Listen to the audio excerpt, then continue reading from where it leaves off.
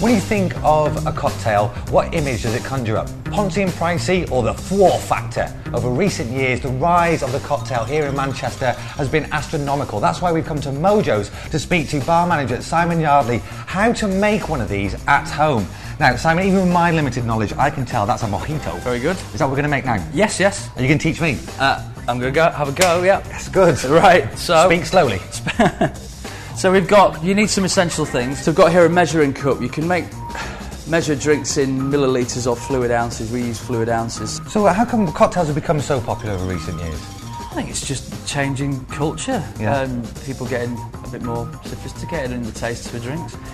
Bigger glass. That's a 12-ounce Collins glass. And fresh mint, which is the most important ingredient. What is it about this drink that's so popular, that makes it so popular? It's very, very... You consider everything that goes into it, it's very, very easy to drink. Now, you might see people taking the leaves off, which is perfectly valid, but you actually get a lot of the flavour from the stalk when you squash it up, so we leave the stalks in. Half a lime, 2 ounces of Cuban rum. Is there a variety of Cuban rums, or is there just one in particular? Or? Well, we use Havana Club. I mean, there are plenty you can get, but that's the most prevalent and probably the most recognisable. And then homemade sugar syrup, caster sugar, and mix it with hot water, equal parts water, equal parts caster sugar. 3/4 of an ounce of our sugar syrup. We need also half an ounce of fresh lime juice. Obviously, we have specialist squashing tools. We need our muddler. A muddler? A muddler, which you can Sounds get like from... Harry Potter. It does a little bit, doesn't it?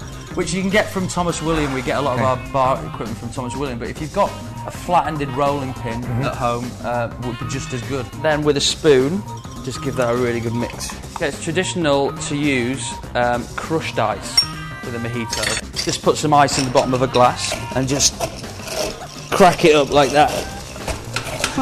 Supermarkets and off-licences got onto the fact that people are a little bit more experimental at home and be able to make things at home. No, absolutely, definitely. I mean, I think if you go to the supermarket now in comparison to, 10 years ago, the liquor ranges, you can get lots of liqueurs, for making quite complex cocktails. A lot of the drinks on our menu are deliberately simple and as few ingredients as possible. And all my favourite drinks are all dead simple, 3-4 ingredients, perfectly balanced and, really, really tasty. But like you say, dead easy to make. And then a little bit of soda water. You can have things like ginger beer or, if you're really going for it, champagne on top to slightly spice it up. Look, we're just going to use some soda. And then finish off, as always, with a little garnish. Should we sample? Probably. That'd be really nice. It would. Cheers. Thanks a lot. Oh, that's good. You wouldn't like it. You wouldn't like it.